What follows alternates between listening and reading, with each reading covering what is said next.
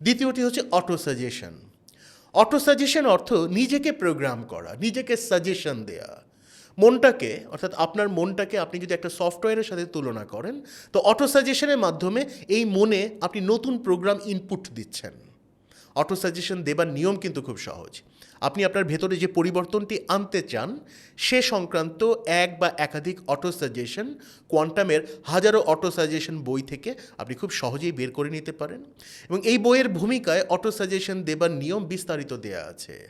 আপনি কোয়ান্টামের ওয়েবসাইট থেকে প্রয়োজনে বইটি বিনামূল্যে পিডিএফ ডাউনলোড করেও নিতে পারেন, এবং সেই বইয়ে দেয়া নিয়ম অনুযায়ী নিয়মিত চর্চা শুরু করুন আজকে থেকেই। আপনার পরিবর্তন আপনাকেই বিস্মিত করবে। পরিশেষে একটি সাজেশন বলেন, পরামর্শ বলেন বা অনুরোধ বলেন, আপনার জীবনের একটা লক্ষ্য ঠিক করুন। ধ্যানের স্তরে বা মেডিটেটিভ লেভেলে মনের গভীরে এই ছবিটা বসিয়ে দিন যে আপনি কোথায় যেতে চান। দেখবেন যে মন একসময় আপনাকে দীর্ঘসূত্রিতার ফাঁদে বারবার ফেলে দিত, সেই মন ভেতর থেকেই কাজের তাগিদ সৃষ্টি করছে।